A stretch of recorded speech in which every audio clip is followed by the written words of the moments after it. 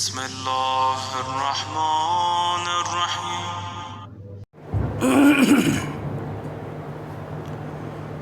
إن الله وملائكته يصلون على النبي يا أيها الذين آمنوا صلوا عليه وسلموا تسليما. اللهم صل على محمد وآل محمد وعجل فرجه. أعوذ بالله السميع العليم من الشيطان اللعين الرجيم.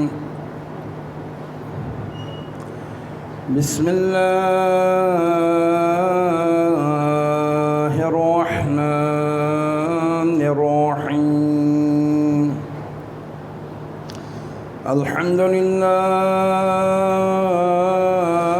رب العالمين. الحمد لله الذي هدانا لهذا وما كنا لنهتدي لولا أن هدانا الله. لقد جاءت رسل ربنا بالحق والصلاة والسلام والتحية والإكرام على سيد الأنبياء والمرسلين حبيب إله العالمين أبي القاسم محمد. اللهم صل على محمد وآله الطاهرين المعصومين، لا سيما على وليه وصاحبه وحجته، واللعن على أعدائهم أجمعين من يومنا إلى لقاء يوم الدين. أما بعد، وقد قال الله سبحانه وتعالى في كتابه المجيد وفرقانه الحميد وقوله الحق. بسم الله الرحمن الرحيم. الله أعلم حيث يجعل رسالته. وقال مولانا إمام حسن بن علي عليهم الصلاة وعليهم السلام: من عبد الله عبد له كل شيء. صلوات پڑھیں محمد وعلى محمد پر. اللهم صل على محمد وآل محمد وعجل فرجهم. عزاداران محترم، سب سے پہلے خداوند تعالیٰ سے دعا ہے خدا ہم اور آپ کی اس قلیل عبادت کو، اس ذکر کو اپنی درگاہ میں قبول فرمائے. ہمیں اس عزاداری کے لیے جینے، عزاداری کے خاطر مرنے کی توفیق عطا فرمائیں. عزاداران اب عبداللہ حسین جہاں کئی بھی عزاداری میں مشغول ہیں، پریشان ہیں، مشکلات ہیں، ان تمام عزاداروں کو اپنے حفظ الامان اور ان کی پریشانی اور مشکلات کو دور فرمائیں. جو دوستان گرفتار ہیں، عبداللہ شاہ غازی کے مزار پر جو گرفتار ہو گئے ہیں، خداوند تعالیٰ ان تمام اسیروں کو جلد از جلد رہائی نصیب فرمائیں. حاضرین کی شرعی حاجات کو اپنی درگاہ میں قبول منظور فرمائیں. ایک صلوات پڑھیں بر محمد و آل محمد. صلوات. اللہم صل علی محمد و آل محمد وعجل فرجہ. ایک اور صلوات پڑھیں محمد و آل محمد علیہ السلام کی ذات پر. اللہم صل علی محمد و آل محمد وعجل فرجہ. مولا امام حسن علیہ السلام کا ایک ارشاد گرامی اور قرآن کریم کی ایک چھوٹی سی آیت آپ کی خدمت میں تلاوت کا شرف حاصل کیا.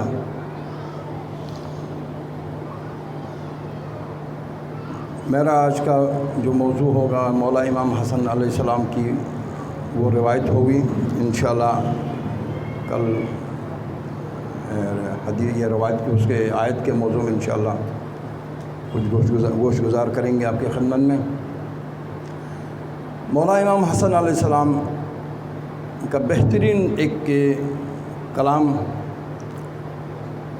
مولا فرماتے ہیں من عبد اللہ عبد اللہ لہ کل شیء، جس نے بھی خدا کی بندگی کی اور اس کے لیے خدا تمام مخلوقات کو اس کا تابع بناتا ہے۔ جو خدا کا بندہ بن جاتا ہے پوری دنیا اس کی غلام بن جاتی ہے۔ من عبد اللہ عبد اللہ لہ کل شیء، جو خدا کی بندگی کریں تو پوری دنیا اس کی غلام بن جائے گی۔ کیا بہترین جملہ ہے۔ دنیا والے مال اور دولت خرچ کرتے ہیں، پیسے خرچ کرتے ہیں، ظلم و جبر کرتے ہیں کہ اپنی حکومت دوسروں پر قائم کرے، جیسا بھی پاکستان میں دیکھ رہے ہیں کیا کیا مشکلات میں پھنسے ہوئے ہیں حکومت کے خاطر۔ مگر اگر یہ ائمہ علیہ السلام کے ان اقوال پہ عمل کرتے تو دنیا کے حاکم بن جاتے، دنیا ان کے غلام بن جاتے۔ ان کو معلوم ہے، آپ نے تاریخ میں سنا، میں واقعہ نہیں سناؤں گا، اگر آپ خدا کے رسول اور خدا کے ولی کی اطاعت اور فرمان برداری ہو جائے تو ابو ذر کے لیے بکریاں چرانے کی ضرورت نہیں، درندے اس کی بکریاں چراتے ہیں۔ آپ نے سنا ابو ذر جمعہ کا دن ہوتا تو بکریاں جنگل میں چھوڑتے تھے، بیابان میں چھوڑتے تھے، آ کے جو ہے نماز جمعہ میں شامل ہو جاتے تھے، مسجد نبوی میں جاتے تھے۔ اس کی وجہ کیا؟ یعنی جب وہ ابو ذر اپنی بکریاں جنگل میں چھوڑ کے رسول خدا کی مسجد میں نماز پڑھنے کے لیے جاتے تھے تو درندہ آتا تھا، ایک شیر آتا تھا، اس کی فطرت میں یہ چیرنا ہے، اس کی فطرت میں کھانا ہے، گوشت ملے تو کون نہیں کھاتا ہے، اس کی فطرت میں کھانا ہے، چیرنا ہے، پھاڑنا ہے، مگر اس کی فطرت بدل جاتی ہے۔ یعنی بکریاں جنگل میں چھوڑ کے جاتا ہے، میں مسجد نبوی جا رہا ہوں عبادت کے لیے، نماز جمعہ کے لیے، شیر آ کے خدمت کرتا ہے۔ اس کی وجہ کیا ہے؟ یعنی من عبد اللہ، جس نے خدا کی بندگی کی تو دنیا والے اس کے غلام بن گئے ہیں۔ ایک شیر جو ہے اس کا نوکر، اس کا غلام، اس کا چرواہا بن گیا اور اس کی جو ہے خدمت کر رہا ہے۔ اس شیر نے اپنی فطرت کو ختم کر دیا، اسی لیے کہ یہ علی کا غلام ہے، اور علی کا غلام جو شخص خدا کی اطاعت اور فرمان برداری کرتا ہے تو خدا دنیا والوں کو اس کا غلام بنا دیتا ہے۔ جی آج اس کی خدمت کریں، آج اس کی خدمت کریں۔ دنیا والوں نے خدا کی بندگی چھوڑ دیا، اب دنیا کے بندے بن گئے ہیں۔ جو یہاں پہ بندگی نہیں کر سکتا، یہاں اپنی پیشانی نہیں جھکا سکتا ہے، ایک خدا کے سامنے نہیں جھکتا ہے تو پوری دنیا والوں کے سامنے جھک جاتا ہے۔ سمجھ رہے ہیں؟ یہاں اگر پیشانی جھکائے ہیں، خلوص کے ساتھ یہاں پیشانی جھکاتا ہے تو پوری دنیا اس کے سامنے جھک جاتی ہے، اور جب یہاں پیشانی نہیں جھکاتا ہے تو پوری دنیا والوں کے سامنے جھک جاتا ہے۔ آپ تاریخ میں دیکھ لیں، ایک کو میں نے آیا تھا، ایک ایسے معاشرے میں حکمرانی اٹھے تھے، شراب، جوا، زنا، ہر قسم کی برائی عام ہے، اور دنیا والے تصور نہیں کر سکتے تھے کہ اس ملک میں بھی آیا انقلاب آ سکتا ہے۔ مگر ایک مرد فقیہ، ایک مجاہد، ایک حکم خدا پہ عمل کرنے والے، ایک علی کے عاشق نے آواز اٹھا دی تو وہ ملک جو کل تک پھانسی کا اڈا بنا ہوا تھا، آج پوری دنیا کے لیے اسلام کا قلعہ بنا ہوا ہے۔ آج پوری دنیا اس کی دشمن بنی ہوئی ہے۔ کیوں بنی ہوئی؟ اس لیے کہ یہ خدا کے فرمان بردار ہیں۔ رہبر معظم سے ایک بچے نے سوال کیا، آقائے محترم یہ بتا دیں کہ دنیا والے ہم سے کیوں ڈرتے ہیں؟ دنیا والے تم سے کیوں ڈرتے ہیں؟ یہ نہیں کہا ہمارے پاس صلاح ہے، ہمارے پاس فوج ہے، ہمارے پاس فلان ہے، ہمارے پاس یہ. کہا کہ بیٹے ہم خدا سے ڈرتے ہیں اس لیے دنیا والے ہم سے ڈرتے ہیں. سمجھ رہے ہیں؟ جو خدا سے ڈرتا ہے دنیا والے اس سے ڈرتے ہیں، جو خدا سے نہیں ڈرتا ہے تو وہ پوری دنیا سے ڈرتا ہے. اپنے نفس کو یہاں پہ جھکا دے، اپنی پیشانی کو یہاں جھکانا سیکھیں تو پوری دنیا والے جھک جائیں گے اور پوری دنیا والے اس کی اطاعت اور اس کی فرمانبرداری کریں گے. مولا امام زین العابدین علیہ السلام کے والد محترمہ اللہم صلی علی محمد وعلی محمد. آپ کی تھوڑی سی تشریح کروں، اس آپ کی کا شجرہ بیان کروں. مولا امام غالباً اس کو یہ رکھ لیں. آپ کی والدہ محترمہ امام زین العابدین علیہ السلام کی والدہ محترمہ ایک دیوار کے نیچے بیٹھی تھی. وہ دیوار جو ہے دیوار گر گئی. جیسی دیوار اپنی جگہ سے ہل کے گرنے لگی تو اس خاتون نے کہا تجھے حق محمد مصطفیٰ کی قسم، تجھے حق محمد مصطفیٰ کی قسم رک جا. یہ نہ کوئی نبی ہے، نہ کوئی رسول ہے، نہ معصومہ ہے، کچھ بھی نہیں ہے، صرف ایک کنیز خدا ہے بس. دیوار سے کہا رک جاؤ، تجھے حق محمد مصطفیٰ کی قسم رک جاؤ. کہتے ہیں دیوار ایسی ٹیڑھی ہو کے معلق ہو گئی. دیوار سے باہر نکل گئی، کہا آپ آ جاؤ. پھر کہتے ہیں دیوار سے جیسے ہی باہر نکل گئی تو دیوار آ کے گر گئی. یعنی اس کی کیا وجہ ہے؟ ایک جمادات میں سے ہے، نہ اس کو عقل ہے، نہ اس کے پاس کوئی فکر ہے، نہ اس کے پاس کچھ بھی نہیں ہے، سمجھ بوجھ نہیں ہے، مگر پھر بھی ایک خاتون کہہ رہے رک جاؤ تو رک گئی. اس کی وجہ کیا ہے؟ اس کی وجہ یہ ہے کہ یہ خانوادہ، یہ یعنی خاندان یا یہ خاتون ایسی خاتون تھی جو حقوق خدا کا پورا خیال رکھتی تھی. جو حق الہی کا خیال رکھے تو دنیا والے اس کے حق کو ضائع نہیں کرتے ہیں. ہمارے پاس ڈاکے لگتے ہیں، چوریاں ہوتی ہیں، فلان ہوتا. اس کی وجہ کیا ہے؟ کہیں نہ کہیں ہمارے رزق میں کوئی کھوٹ ہے، کوئی پریشانی ہم نے کی ہے، اس وجہ سے یہ پریشانی آئی ہے. اس دیوار نے بات مان لی، کہا تجھے حق محمد مصطفیٰ کی قسم تجھے گرنے کی اجازت نہیں ہے، رک جاؤ. تو کہتے دیوار معلق ہو گئی، ٹیڑھی ہو کے رک گئی، وہاں سے نکل گئی. اس کے بعد دیوار زمین بوس ہو گئی. جب مولا امام زین العابدین علیہ السلام کو پتہ چلا کہ یہ ماجرا ہوا ہے، آپ نے 200 دینار راہ خدا میں صدقہ دے دیا. صدقہ ایک یعنی موت کو ٹالنے والی چیز ہے. خداوند تعالیٰ نے صدقے کے اندر وہ چیز رکھے موت کو پیچھے کر لیتا ہے. انسان اگر مرنے والا ہو، بیماری ہے، پریشانی ہے، مشکلات میں صدقہ دے دے، وہ پریشانی آپ کے ٹل جائے گا. ایک دیوار نے اس خاتون کی بات کو مان لیا. اس کی وجہ کیا ہے؟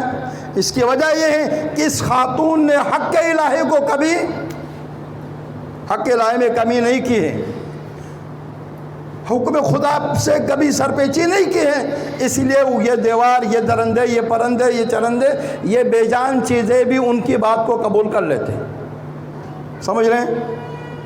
اگر یہ چیز ہمارے اندر آ جائے، ہم لوگ کیوں پریشان ہیں؟ ہم نے تھوڑی سی بات مانی ہے، زیادہ باتیں نہیں مانی، آدھی مانی ہے، آدھی نہیں مانی ہے، اپنی مرضی کی مانی ہے اور اپنی جو مرضی کے نہیں مانی ہے.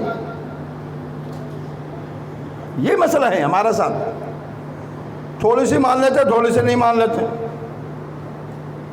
جب حال ہمارا ہے، ہماری آزاداریاں اور ہماری شادیاں عجیب سی ہو گئی. بعض اوقات تو پتہ نہیں چلتا یہ آزاداری میں آ رہے ہیں یا شادی میں آ رہے ہیں.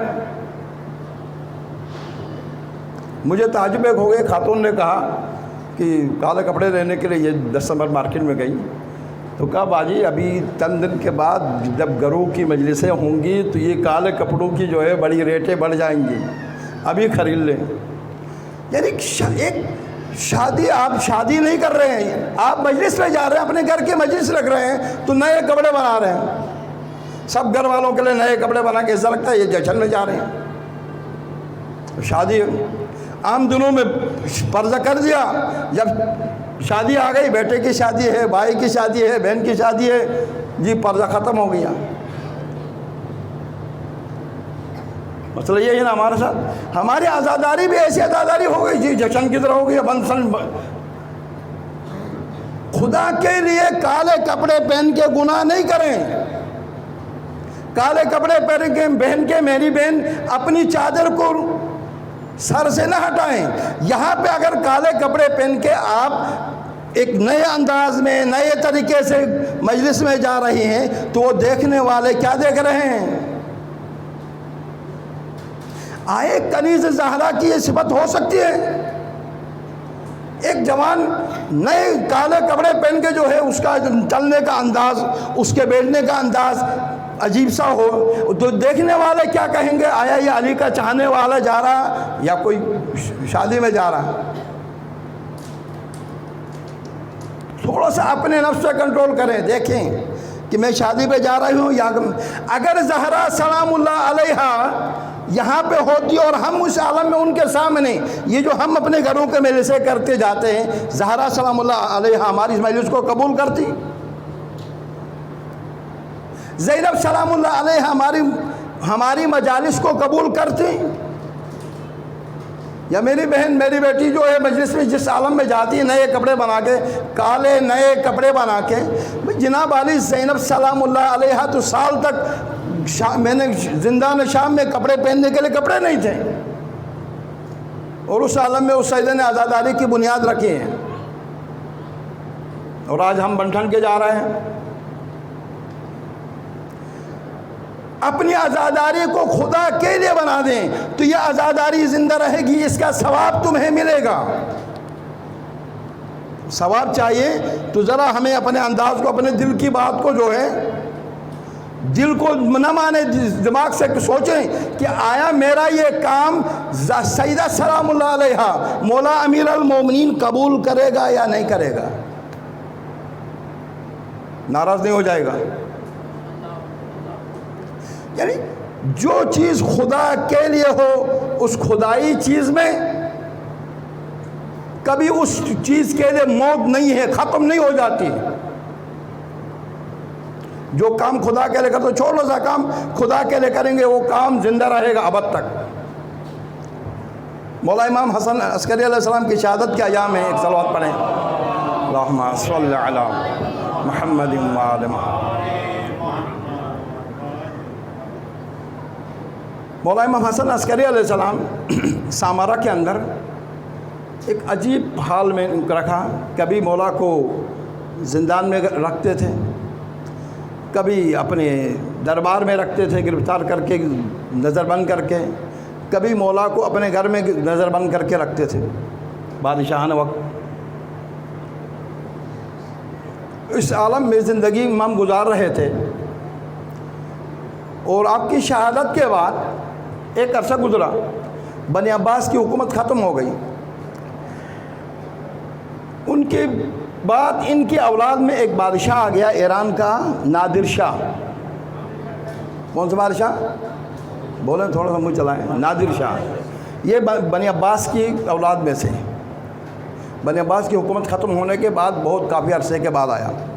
کہتے ہیں یہ بادشاہ بننے کے بعد یہ ایک دن سامارہ میں گیا، سامارہ پہنچے، سامارہ میں دو قبور ہیں، ایک مولا امام علی نقی علیہ السلام اور امام حسن عسکری علیہ السلام کی، صلوات پڑھیں، اللہم صلی علی محمد و آل محمد۔ ان دو ائمہ کی ذات کے گرام پر ایک اور صلوات پڑھیں، اللہم صلی علی محمد و آل محمد۔ اور دوسری قبور بنی عباس کے بادشاہوں کی ہیں، متوکل ہے، مستنصر ہے، مستنصر باللہ ہے، یہ ان ملائن کی بھی وہاں پہ قبور ہیں۔ کہتے ہیں یہ اپنے اجداد کی قبر میں گیا، دیکھا وہاں پہ گرد و غبار ہے، پرندوں نے وہاں گندگی کی ہے، اس کے عجیب گندی حالت میں۔ بادشاہ تھے، مقتدر بادشاہ، عرب و عجم میں حکومت کرنے والا بادشاہ، ظالم بادشاہ۔ اور دوسری طرف دیکھا کہ مولا امام علی نقی علیہ السلام اور مولا امام حسن عسکری علیہ السلام کے مرکز مطہر ہیں، اور وہاں پہ شان و شوکت مرکز خلائق بنے ہوئے ہیں، لوگ زیارت کر رہے ہیں، لوگ وہاں پہ دعائیں مانگ رہے ہیں اور گریا و فریاد خوشی، اور دنیا کے لوگ جو ہے دنیا کے لوگ آ کے وہاں زیارتیں کر رہے ہیں، دعائیں پڑھ رہی ہیں، عبادات ہو رہی، نمازیں ہو رہی ہیں۔ ادھر دیکھا گندگی گندگی، خاموشی ہے، نہ آنے والا کوئی ہے نہ جانے والا کوئی ہے، بلکہ ادھر سے کوئی گزرتا تو ایک لعنت بھیج کے چلا جاتا۔ اس کے ساتھ لاؤ لشکر تھا، اس کے وزیر ساتھ تھے۔ ایک دفعہ برکت کی طرف نگاہ کی، نگاہ کرنے کے بعد بڑا پریشان ہو گیا، کہا دیکھو ان کے قبور اور یہ دیکھو بادشاہوں کے قبور۔ یہ ایک دن ہمارے جو ہیں زندان میں تھے، یہ گرفتار تھے، اور یہ ایک دن بادشاہ تھے۔ آج بادشاہ غلام بنے ہیں، غلام بادشاہ بنے ہیں۔ آج جن کو دنیا والوں نے جن کی عزت نہیں کی تھی، آج وہ عزت دار بن گئے ہیں۔ دنیا میں جو عزت دار بنے ہوئے تھے وہ ذلیل ہیں۔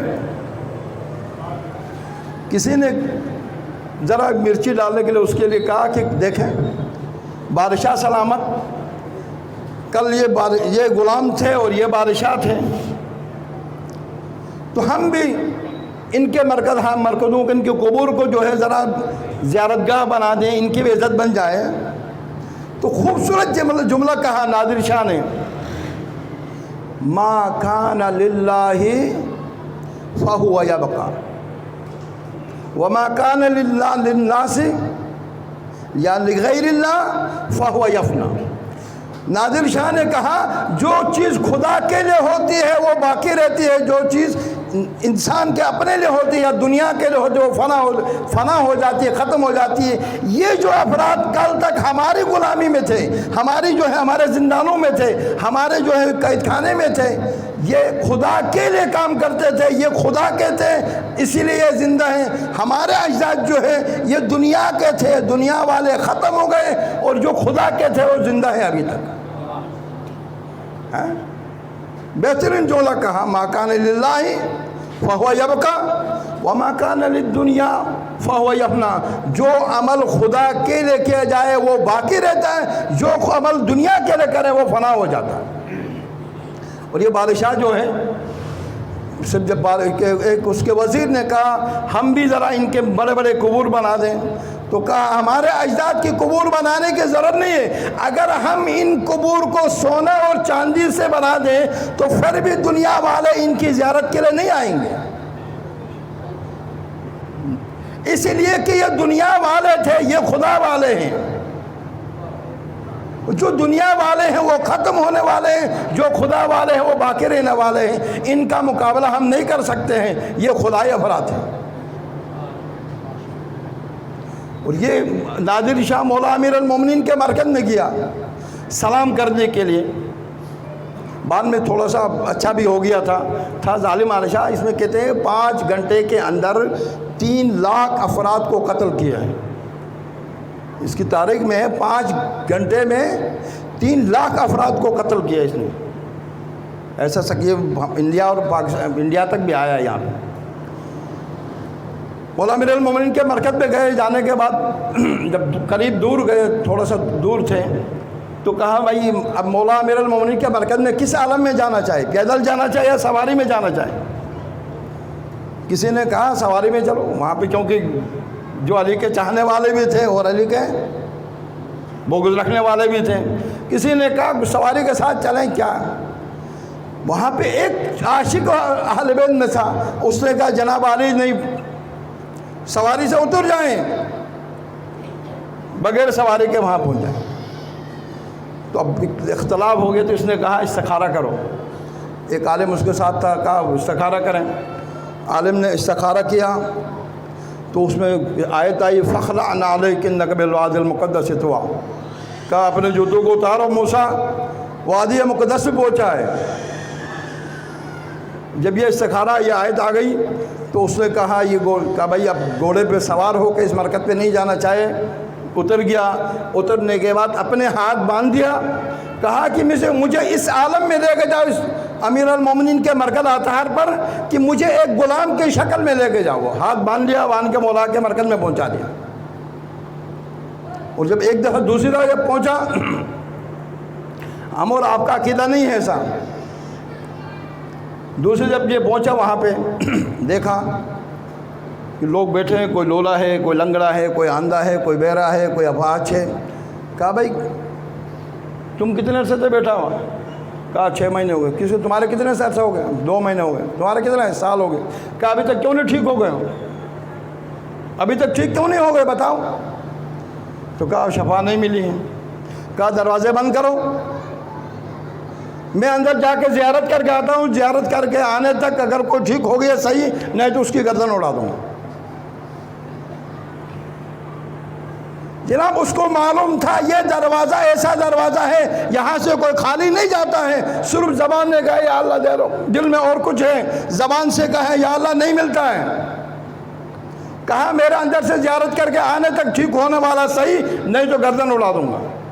اس کو 5 گھنٹے کے اندر 3 لاکھ افراد کو قتل کرنے والے کے لیے کیا کمی تھی؟ 10 اور مر جاتے۔ اب جب پھنس گئے، پھنسنے کے بعد مولا امیر المومنین اب تو جان پہ آئیے۔ یہ خلوص کے ساتھ مانگتے ہیں تو اس کو مولا دیتا ہے، صحیح؟ محبت سے مانگے، یقین سے مانگے کہ یہاں سے اس دروازے سے خالی نہیں جاتے ہیں کوئی بھی۔ یہ ولی خدا ہے، یہ خلیفہ رسول ہے،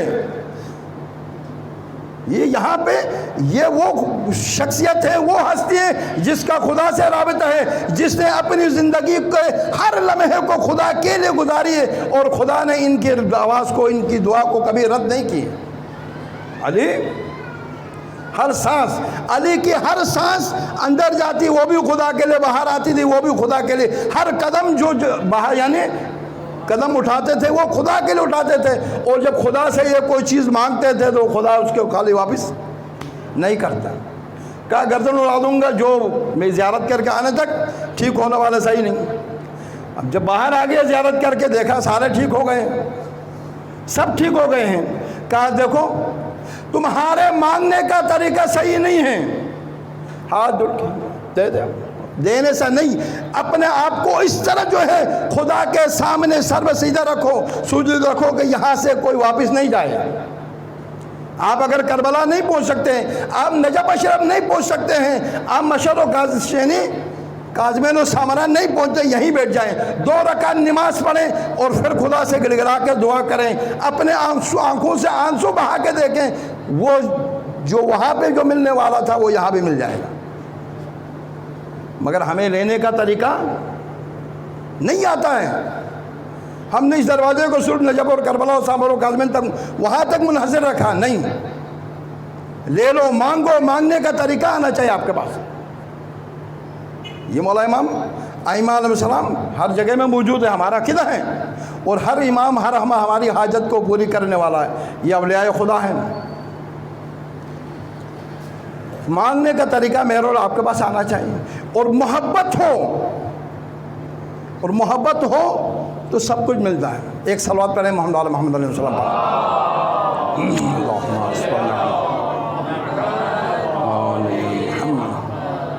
ایک بہترین واقعہ اور حدیث بھی ہے، ایک واقعہ بھی ہے۔ رسول اکرم اپنے صحابہ کے ساتھ بیٹھے ہوئے تھے، ایک صحابی آیا، کہا یا رسول اللہ، ایک شخص آپ کے صحابہ میں وہ چین گیا تھا سمندری راستے سے، یہ ہمارے چین آیا عرب سے، اور وہاں جا کے اس نے سمندری سفر پہ گیا، بہت مال و دولت لے کے آیا، اپنے عزیز و اقارب کو بھی دیا، اپنے رشتہ داروں کو، اپنے مال والوں کو بھی دیا، بڑی مال کما کے لائے، اور لوگ اس پہ حسد کر رہے ہیں، بڑی دولت لے کے آ گیا۔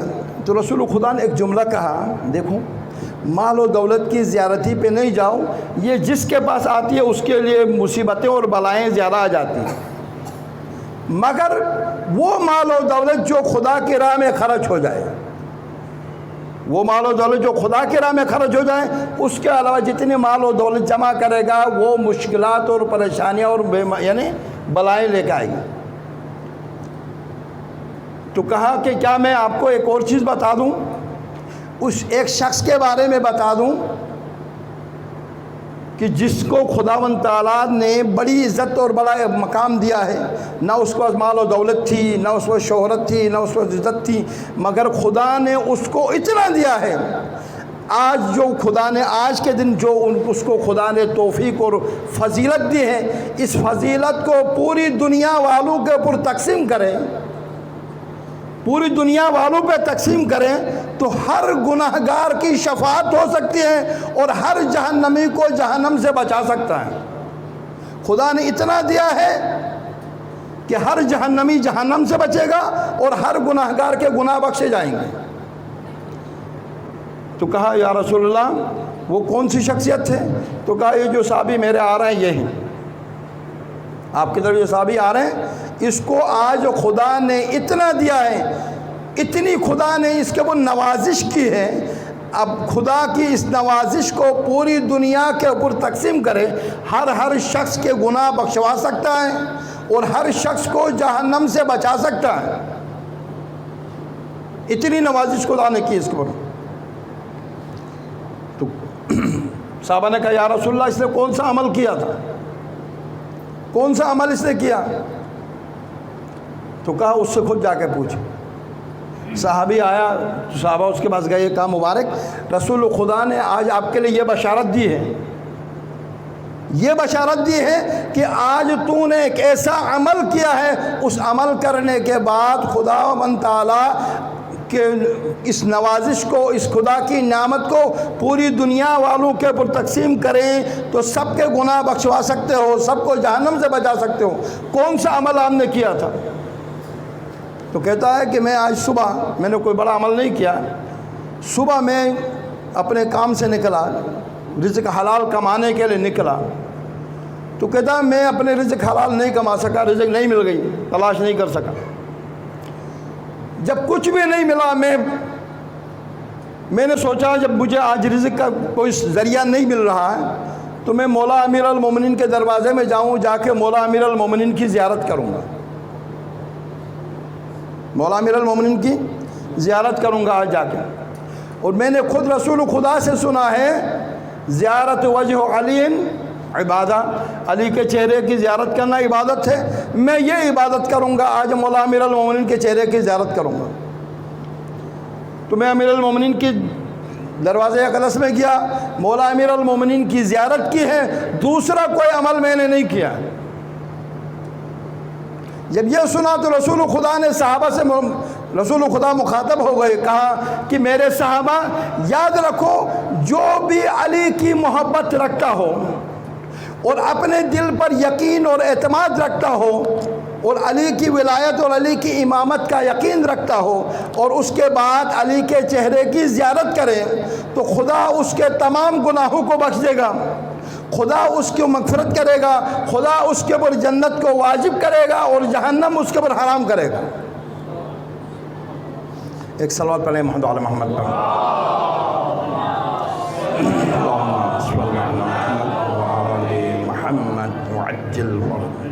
اس کی سب سے بڑی اس کی وجہ کیا ہے؟ اس کی وجہ یہ ہے، ایک تو اس مومن کے دل میں علی کی محبت، پکی محبت تھی، اور دوسری چیز اس کا اعتماد اور یقین تھا کہ رسول خدا کی احادیث پر کہ رسول خدا 100% سچ بولتے ہیں، کہ جو رسول خدا نے کہا وہ 100% ہونے والا۔ کہتا ہے کہ یہ شخص کہتا ہے میرا یقین ہے، میرا ایمان ہے کہ جو بھی علی کے چہرے کی زیارت کرے گا خدا اس کے لیے جہنم حرام اور جنت اس کے لیے واجب کرتا ہے، یقین کے ساتھ، یقین کامل کے ساتھ۔ اور خداوند تعالیٰ نے ائمہ علیہ السلام کو وہ مقام بھی دیا ہے، اس لیے کہ ائمہ علیہ السلام نے اپنی زندگی میں کبھی اپنی عبادات میں، اپنے اعمال میں، اپنے کاموں میں خدا کو پیچھے نہیں رکھا، خدا کو پیچھے نہیں رکھا۔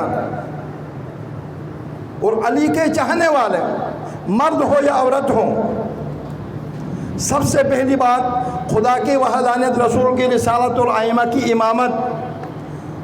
یا تو ہم جو ہے چھلانگ مار کے صرف مولا امیر المومنین کو سب کچھ مانتے ہیں، یا یہ کہ جناب علی صرف اللہ اللہ کر کے بیٹھے ہوئے یا جو ہے علی علی کر کے بیٹھے، نہیں، دونوں کو ساتھ رکھ کے چلیں گے۔ خدا کی وحدانیت، رسول کی رسالت اور امام کی امامت، یہ تینوں چیزیں اگر آپ کے پاس ہیں تو آپ کا کوئی عمل، آپ کی کوئی دعا، آپ کی کوئی پریشانی ایسی نہیں ہوگی جو حل نہیں ہوگی۔ اور عمل واقعاً دیکھیں، عمل کریں خدا کے لیے کریں، خدا کے لیے کریں، اور اپنے رزق کو پاک کریں۔ آپ نے شاید یہ واقعہ سنا ہے شتیتا کا۔ شتیتا مولا امام موسیٰ کاظم علیہ السلام کے دور کی ایک خاتون تھی۔ اللہم صلی علی محمد۔ یہ خاتون ایسی با عصمت عزت دار خاتون، اہل بیت کی محبت رکھنے والی۔ کہتے ہیں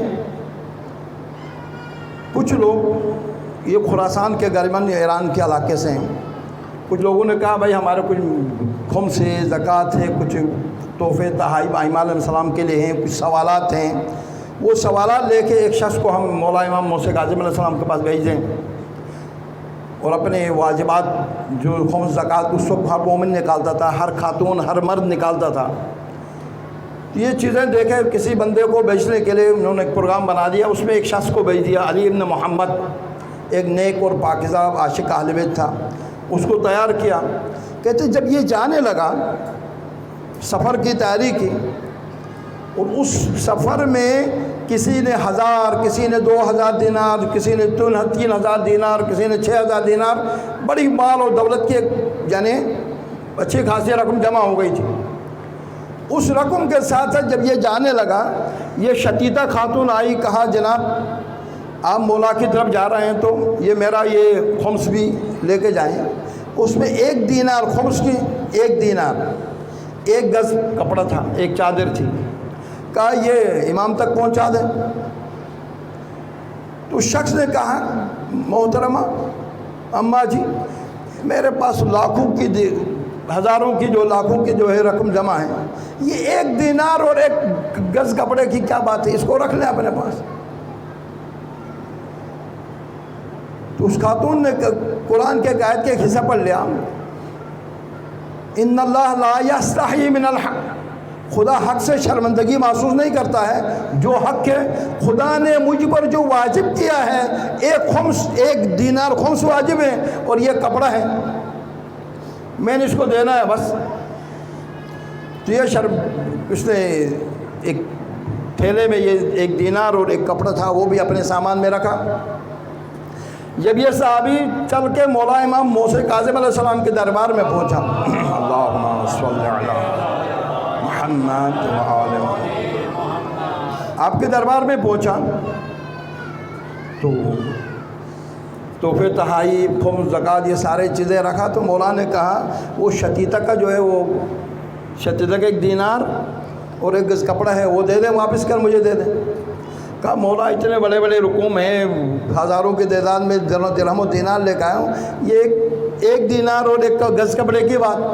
تو کہا ان اللہ لا یستحیی من الحق، مولا نے وہی آیت کہی۔ بھائی اس کے اوپر یہی واجب تھا، وہ بھیج دیا ہے، مجھے دے دیں۔ دے دیا 1 دینار خمس اور 1 کپڑا۔ امام لینے کے بعد کپڑے کو اس کے لیے واپس کیا اور 60 دینار بھی اس خاتون کو لوٹا دیا۔ کہا یہ 60 دینار میں سے 40 دینار راہ خدا میں خرچ کریں اور 20 دینار اپنے اخراجات کے لیے استعمال کریں، اور ان خاتون سے کہیں کہ آپ کے اپنے شہر جانے کے بعد 40 دن یا 20 دن کا اس کے بعد مرنے والی ہے، میں اس کا نماز جنازہ پڑھانے کے لیے پہنچ جاؤں گا۔ دیکھیں حق کے خدا کے حق کو، امام کے حق کو ادا کرنے والے اور خدا کے لیے عمل کرنے والوں کے لیے خدا کتنا مقام دیتا۔ 1 دینار دیا تھا، 1 گز کپڑا دیا تھا خاتون نے، اس کے بدلے میں امام نے 60 دینار بھی دے دیا اور اس کے بعد اپنے 2 یعنی کپڑے بھی دے دیا۔ کہا اس عورت کے کفن کے لیے یہ کپڑے بھی دے دیں، 2 لباس بھی دے دیا اور 60 دینار بھی دیا، اور امام کہہ رہے ہیں کہ میں اس خاتون کے نماز جنازہ پڑھانے کے لیے خود آؤں گا۔ حق خدا کو یعنی انجام دینے والے، ادا کرنے والے کا نماز جنازہ امام پڑھا رہا۔ بڑے بڑے لوگ تھے، بڑے بڑے ہزاروں کی دینار میں رقوم بھیجنے والے، درہم و دینار بھیجنے والوں کے لیے نہیں کہا، خلوص کے ساتھ ایک درہم دینے والی خاتون کے لیے کہا کہ میں اس کا نماز جنازہ پڑھاؤں گا۔ جب یہ شخص وہاں پہنچا، اس نے خاتون کو کپڑے بھی دے دیا، مولا کے وہ دینار بھی دے دیا۔ دینے کے بعد کہا، مولا نے کہا کہ 19 دن یا 20 دن کے بعد تو نے دنیا سے مرنا ہے، اور امام موسیٰ کاظم علیہ السلام تمہارا جنازہ پڑھانے کے لیے آئیں گے۔ اور یہ خوشخبری تھی۔ کہتا ہے کہ 20 دن کے بعد یہ خاتون اس دنیا سے چلی گئی۔ جب یہ مر گئی تو صحابی کہتا ہے میں کبھی دائیں بائیں دیکھ رہا تھا، اس کا جنازہ تیار ہو گیا، اور اتنے میں دیکھا مولا امام موسیٰ کاظم علیہ السلام مجلس میں وارد ہو گئے، اس شہر میں داخل ہو گئے، اور امام آئے، امام نے اس کا نماز جنازہ پڑھایا۔ پڑھانے کے بعد مولا امام دوبارہ واپس چلے گئے۔ دیکھیں، حق خدا کے لیے شرمندگی سے نہیں کہ دنیا والے کیا کہیں گے، دنیا والوں کی شرمندگی سے نہیں کریں، خدا کے لیے حق انجام دے دیں تو وقت کا امام اتنا راضی ہوتا ہے، کفن کے لیے اپنا لباس دیتا ہے، اور خود مال و دولت اس کو دیتا ہے، اور اس کا نماز جنازہ امام پڑھاتا ہے۔ جب انسان خدا کے لیے عمل نہیں کرتا ہے، پھر دنیا بھی شامل ہو جاتی ہے، پھر دین بھی شامل ہو جاتی ہے، تھوڑا سا کام خدا کے لیے، تھوڑا سا اپنے لیے، اس سے کام نہیں چلتا۔ جو عمل کرتے ہیں وہ خدا کے لیے کریں، چاہے کم ہو یا زیادہ ہو۔ یہ دنیا والے ائمہ علیہ السلام کے دشمن کیوں بنے؟ اس لیے بنے کہ اگر انہوں نے دیکھا کہ ائمہ علیہ السلام کو خدا نے وہ مقام، وہ منزلت، وہ عزت، وہ شرف دیا ہے کہ لوگ ان کے گرویدہ ہوتے تھے، ان کے عاشق ہوتے تھے۔ مولا امام حسن عسکری علیہ السلام مختلف زندانوں میں رکھے گئے، مختلف افراد کے قید میں رکھے گئے، اور یہ کہا جاتا تھا کہ ان کے پر شدت کریں، ان کو جو ہے اذیت میں رکھیں، تکلیف میں رکھیں۔ 1-2 دن دیکھتے تھے، اس کے بعد امام کے عاشق بن جاتے تھے، پھر دوسرے زندان میں لے جاتے تھے، اور ظالم اور جابر افراد کو امام کے یعنی قید میں دے دیتے، ظالموں کے قید میں دیتے تھے۔ اب کچھ دن وہ دیکھتا تھا، اس کے بعد وہ بھی عاشق بن جاتا تھا۔ کئی جگہوں میں امام کو زندان میں رکھا، بالاخرہ ابو الادیان کہتے ہیں میرے مولا امام حسن عسکری علیہ السلام کو اللہم صلی علی محمد وآل محمد زہر دیا گیا۔ اس زہر کی وجہ سے کبھی میرے مولا 8 دن تک غالباً زہر کے اثر میں رہے، اور 8 دن میں کبھی آپ کا جسم زرد ہوتا تھا، کبھی آپ کو تکلیف زیادہ بڑھتی تھی۔ اس عالم میں زندگی گزاری، اور جب میرے مولا اس دنیا سے گئے، وقت کے بادشاہ نے اعلان سوگ کیا، وقت کے بادشاہ نے جنازے میں شرکت کی، اور چاہنے والوں نے بڑی عزت کے ساتھ میرے مولا کا جنازہ اٹھا دیا۔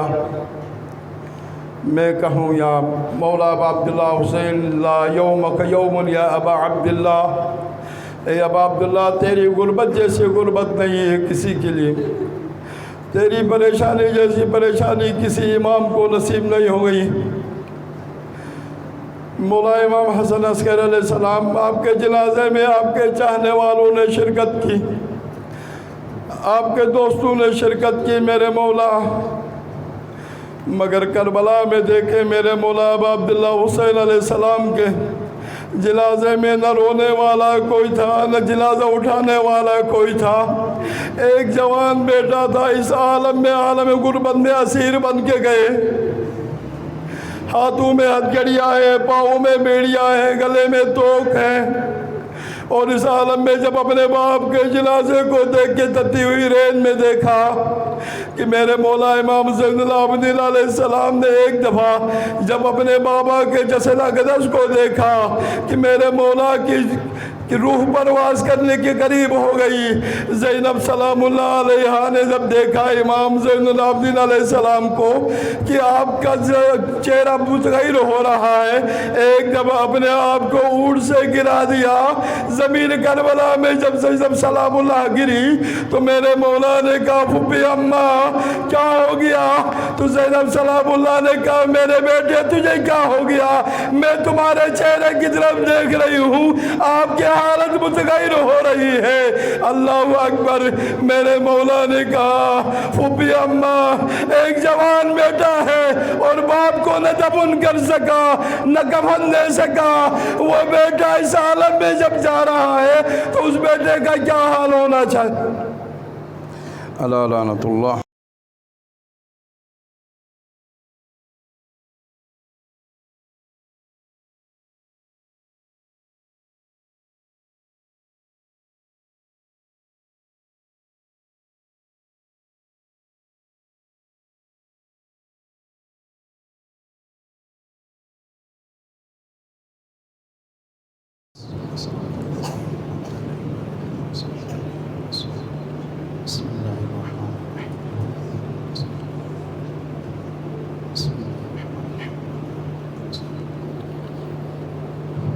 بسم اللہ الرحمن الرحیم۔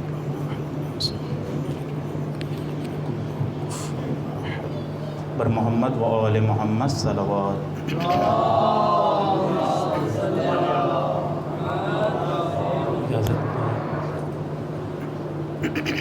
میں انتہائی معذرت خواہ ہوں کہ تاخیر ہوئی، پر چند ساعت میں آپ کے لے ہوں گا اور اس کے بعد بہت جلد میں اپنی تقریر کو سمیٹ کر مصائب کی طرف وارد ہوں گا۔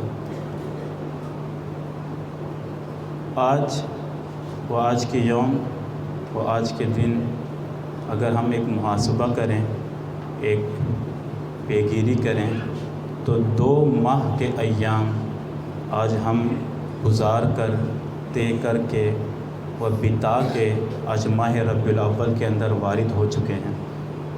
یعنی 60 دن کا عرصہ، 2 ماہ کا عرصہ ہم نے ایز اے قوم، as a nation, as a individual ہم نے بتا کر گزار کر اس ماہ ربیع الاول کے اندر وارد ہوئے ہیں۔ اور یہ ماہ ربیع الاول جہاں ماہ محرم و صفر اپنے اندر خصوصیت رکھتا ہے، جہاں اپنے اندر خاصیت رکھتا ہے، وہیں پر ماہ ربیع الاول اپنی ذات کے اندر، اپنی ماہیت کے اندر، اپنی ذات کے اندر ایسی خصوصیت رکھتا ہے کہ اس قوم کو ایک نقطے کے اندر جمع کر لے۔ یہ اس کی اپنی خاصیت ہے، یہ اس کی اپنی ماہیت ہے۔ لیکن جو 2 ماہ ہم نے گزارے ہیں، ماہ محرم اور ماہ صفر، ہم ان 2 ماہ کو گزار کر آج اس دن یہاں فرش عزا پر بیٹھے ہیں، تو ہمیں یہ دیکھنے کی ضرورت ہے کہ یہ 2 ماہ جو ہم نے گزارے ہیں، اس ماہ کے اندر ہم نے کیا پایا ہے۔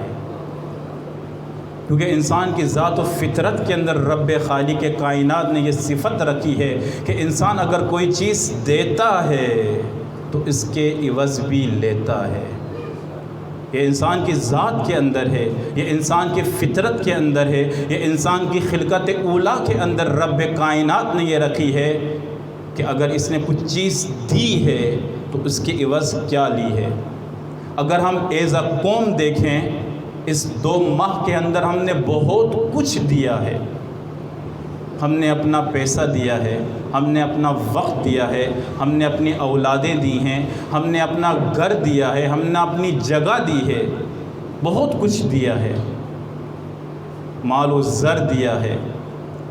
لیکن ان سب چیزوں کو چھوڑیں، میں ایک چیز جو سب سے انمول و قیمتی ہے وہ وقت ہے، آپ کا ٹائم ہے، کہ جس کے بارے میں شاعر مشرق و عارف بالحق مفکر اسلام جناب علامہ اقبال رحمۃ اللہ علیہ نے کیا خوب فرمایا ہے کہ وقت کو اگر بیان کیا جائے تو وقت سیف کی طرح ہے، ایک تلوار کی طرح ہے۔ یہ سب سے انمول چیز و قیمتی چیز انسان کا وقت ہے۔ ہم نے 60 دن دیے ہیں، اس 60 دن کے عوض ہم نے اس محرم و صفر میں کیا پایا ہے، کیا حاصل کیا ہے؟ آج اس اکاؤنٹیبلٹی کی ضرورت ہے، اس کو دیکھنے کی ضرورت ہے کہ 2 ماہ ایز اے قوم، ایز اے نیشن جو ہم نے اس ماہ محرم و سفر کو دیے ہیں، تو اس کے عوض ہم نے کیا حاصل کیا ہے؟ اگر وہ مقصد جو سفر و محرم کے اندر تھا اگر وہ حاصل کیا تو آپ کی عزاداری قبولیت کی منزل پر جا چکی ہے۔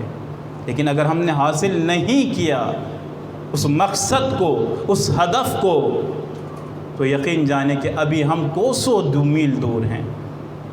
کیا مقصد ہے اس میں؟ میں چند کی طرف اشارہ کر کے اس کے بعد امام حسن عسکری کی طرف آؤں گا، ابھی وقت نہیں۔ سب سے پہلی چیز جو ہم نے اس ماہ محرم الحرام کے اندر حاصل کرنی تھی، اگر ہم نے حاصل کر لی ہے، یہ صفات ہمارے اندر پیدا ہو گئی ہیں، اگر ایک عزادار کے اندر یہ صفات پیدا ہو گئی ہیں، اگر ایک عزادار ابا عبداللہ کے اندر یہ اوصاف پیدا ہو گئی ہیں، تو یقین جانے کہ آج اس کے لیے خوشی کا دن ہو سکتا ہے، کیونکہ اس نے 60 دن جو اس ماہ محرم و سفر کو دیے ہیں وہ شرف قبولیت میں جا چکے ہیں۔ لیکن اگر ہم نے حاصل نہیں کیے، ہم نے ان اوصاف کو نہیں پایا، تو ہمیں فکر کرنی چاہیے، ہمیں دقت کرنی چاہیے، ہمیں اگلے ماہ کی کم سے کم تیاری کرنی چاہیے۔ سب سے پہلی چیز و صفت کہ جو ہم اپنے اندر دیکھیں، ایز اے قوم بھی، ایز اے فرد بھی، کیا ہمارے اندر اس 60 دن کو گزارنے کے بعد کیا قرب خدا پیدا ہوا ہے یا نہیں ہوا؟ کیا خدا کی قربت ہمارے وجود کے اندر، ہماری ذات کے اندر پیدا ہوئی یا نہیں ہوئی؟ یہ قربت سے مراد فزیکل قربت نہیں ہے، جسمانی قربت نہیں ہے، روحانی قربت مراد ہے، یعنی اسپریچول قوت ہمارے وجود کے اندر، ہماری ذات کے اندر پیدا ہوئی ہے، تو یقین جانے کہ آپ کا عزاداری، آپ کا ماہ محرم، آپ کا سفر شرف قبولیت میں جا چکا ہے۔ اس قربت سے کیا مراد ہے؟ اس قربت سے مراد یہ ہے کہ جب بھی معصیت خدا آپ کے سامنے آئے، اور اگر آپ کو اس معصیت خدا کے سامنے ہوتے ہوئے اگر آپ کے دل و دماغ کے اندر، آپ کے وجدان کے اندر اگر حیا محسوس ہو، تو یقین جانے کہ قربت خدا ہے۔ لیکن اگر حیا محسوس نہیں ہو رہی، گناہ کرتے ہوئے شرم محسوس نہیں ہو رہا، اگر گناہ سامنے ہوتے ہوئے شرم اور حیا نہیں آ رہی، تو یقین جانے کہ ابھی کوسوں میل دور ہیں۔ سب سے پہلا مقصد اس عزاداری کا یہی ہے کہ اس عزادار کے اندر قربت خدا کو پیدا کیا جائے، خدا کی قربت ہمارے دلوں کے اندر پیدا ہو۔ کیونکہ جس کی عزاداری میں آج ہم بیٹھے ہوئے ہیں، اگر انہی سے پوچھیں کہ قربت کسے کہتے ہیں، خدا کی مودت کسے کہتے ہیں، خدا کی محبت کسے کہتے ہیں، وہ خدا کی خدائی کسے کہتے ہیں، یہی امام العارفین، یہی امام حسین علیہ السلام دعائے عرفہ میں کیا خوب فرماتے ہیں۔ یہی امام حسین دعائے عرفہ میں کیا خوب فرماتے ہیں۔ دعائے عرفہ ایک عارفانہ دعا ہے، ایک حقیقت پر مبنی دعا ہے۔ خدا شاہد ہے کہ بعض لوگ پڑھتے ہوں گے ثواب کی نیت سے، انہیں فقط دعائے عرفہ کے اندر ثواب نہ ملے گا بس، لیکن بعض نظریاتی افراد، بعض مکتبی افراد، بعض انقلابی افراد، بعض حقیقت شناس افراد اگر دعائے عرفہ کا مطالعہ کرے، اگر دعائے عرفہ کو پڑھے، تو دعائے عرفہ کے اندر اسے توحید نظر آئے گی، رب کی خالقیت نظر آئے گی، رب کی ربوبیت نظر آئے گی، اور دعائے عرفہ کے اندر توصیف خدا کرنے کا سلیقہ ملے گا۔ سب سے بڑی چیز یہ کہ خدا کی توصیف کس طرح کرنی چاہیے، اس دعائے عرفہ کے اندر ملے گی۔ اس دعائے عرفہ کے اندر امام حسین علیہ السلام کیا فرماتے ہیں کہ اے خدایا، جس نے تجھے پایا اس نے کیا کھویا، کیا کھویا، اور جس نے تجھے کھویا اس نے کیا پایا۔ اگر ان 60 دنوں کے اندر اگر ہمارے ضمیر کے اندر، ہمارے قلوب کے اندر، ہمارے دلوں کے اندر اگر وجدان خدا نہیں پایا جاتا تو کیا پایا ہم نے؟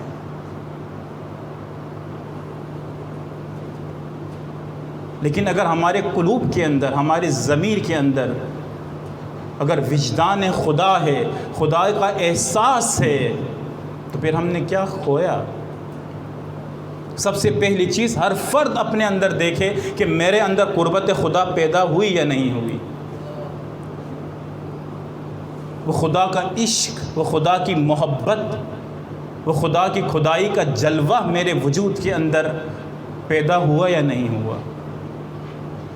خدا شاہد ہے کہ یہ جمال خدا بڑا عجیب ہے، جسے دیدار ہو جائے جمال خدا کا، لاکھ اس پہ مصائب ٹوٹیں، علائم ٹوٹیں، خدا شاہد ہے کہ جب حمد کی بارگاہ میں کھڑا ہوگا، جب مقام حمد میں آئے گا، مصائب کا انبار گردن پر ہوگا، علائم کا انبار گردن پر ہوگا، سامنے مسخر تمسخر کرنے والا اگر مذاق اڑا کے کہے کہ تو نے اپنے رب کو کیسا پایا، تو جواب یہ ملے گا کہ ما رأیت الا جمیلا، کہ میں نے کرب و بلا میں فقط جمال خدا دیکھا ہے، حسن خدا دیکھا ہے، خدا کی خدائی کا جلوہ دیکھا ہے۔ کرب و بلا کو تجلیات خدا کا مظہر دیکھا ہے۔ شرط اول عزاداری کی یہ ہے، وہ عزادار کی یہ ہے کہ اپنے وجود کے اندر، اپنے دل کے اندر خدا کی قربت کو پیدا کرے، خدا سے قریب ہو۔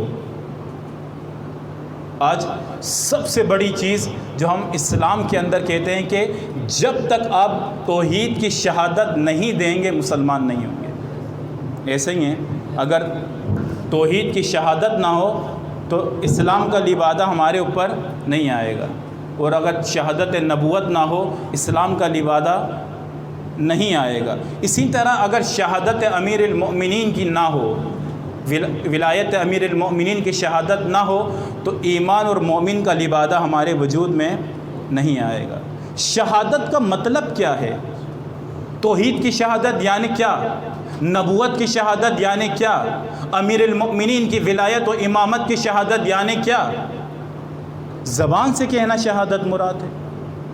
اگر شہادت کا اس مفہوم شہادت و ذات شہادت و اگر ماہیت شہادت کو سمجھنا ہے تو آؤ مدینے کی گلیوں میں کہ جب امیر المؤمنین اپنے حجرے سے، اپنے گھر سے باہر نکلتے تھے تو دیکھنے والے دیکھ کر توحید کی شہادت دیا کرتے تھے کہ اشہد واللہ الہ الا اللہ وحدہ لا شریک لہ،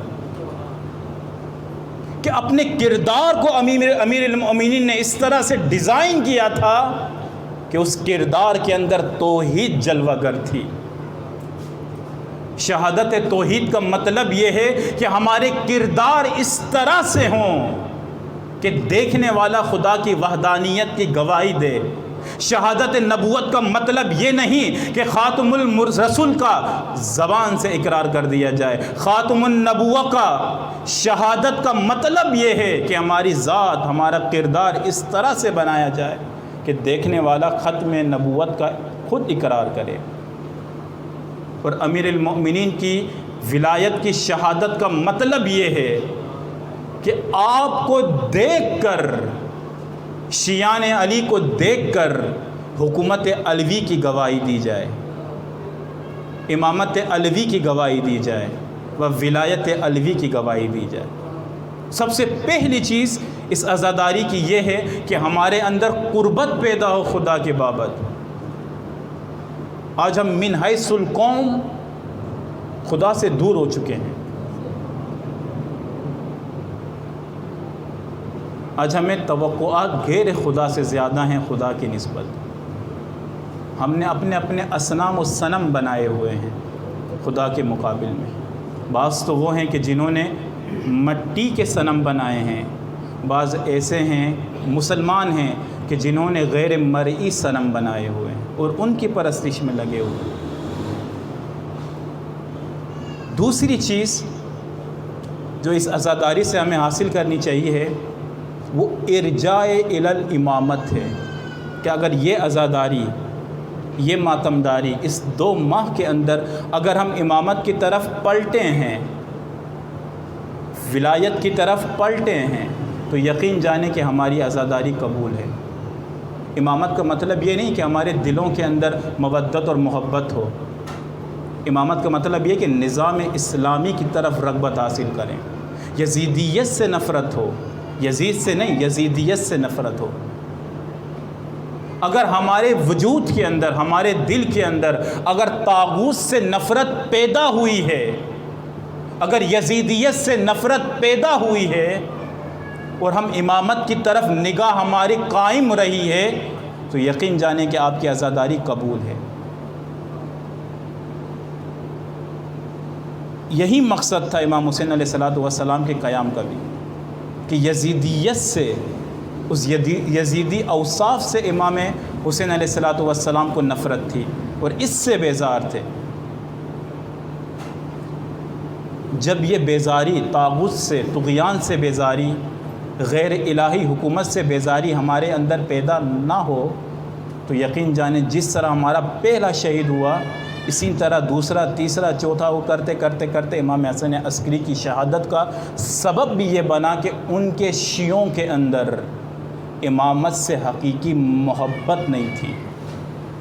کیوں امام حسن عسکری علیہ السلام 28 یا 29 سال قید میں رہے؟ آج ہم ان کی شہادت منانے کے لیے بیٹھے ہیں، ہم انہیں پرسہ دینے کے لیے بیٹھے ہیں۔ کبھی ہم خود ان امام سے پوچھیں کہ تمہارا غم کیا تھا، تمہیں کس بات کا دکھ تھا؟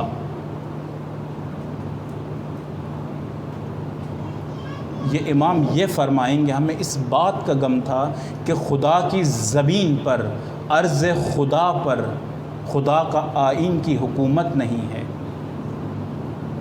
آئین خدا کا اجرا نہیں ہے۔ سب سے بڑا غم ہر امام کا یہ رہا ہے کہ ارض خدا پر آئین خدا کا نفاذ نہیں ہے۔ امام حسن عسکری علیہ السلام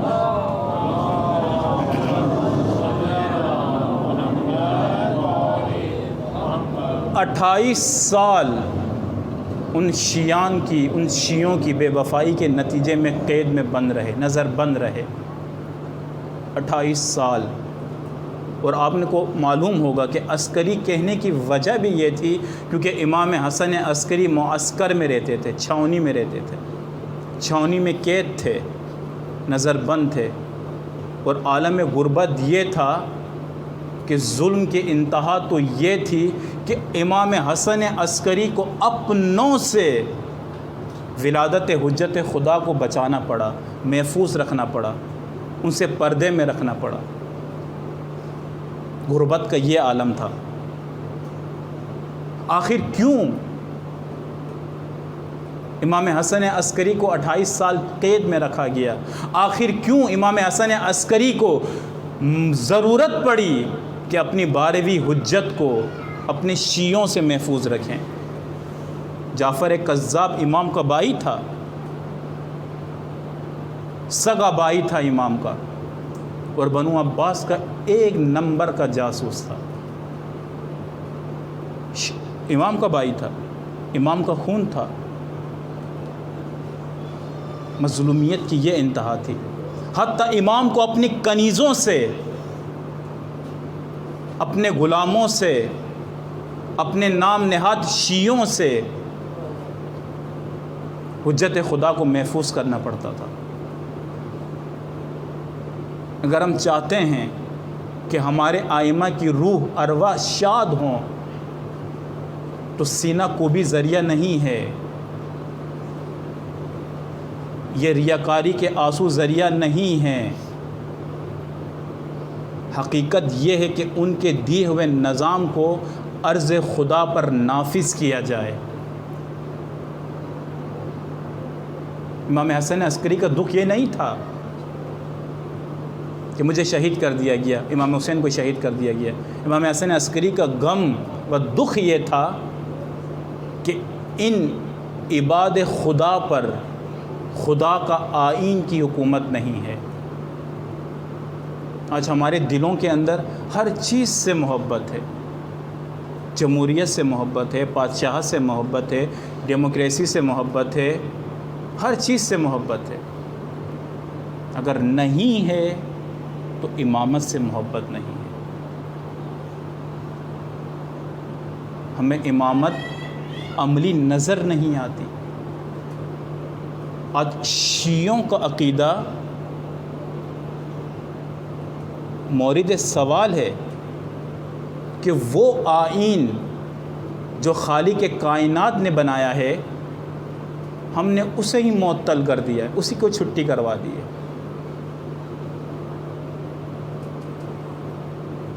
اگر چاہتے ہیں ہم کہ اپنے امام کو خوشحال کریں، آئمہ کی ارواح کو خوشحال کریں، تو پہلا ذریعہ وہ یہ ہے کہ قربت خدا، اور دوسرا ذریعہ یہ ہے کہ ہم امامت کی طرف پلٹیں، ہم آئین خدا کی طرف آئیں، ہم حکومت اسلامی کی طرف آئیں، حکومت علوی کی طرف آئیں، اس کی طرف ارجاع دیں اپنے آپ کو، اپنے ذہنوں کو، اپنے وجود کو، اپنے ارواح کو۔ یا حسین مولا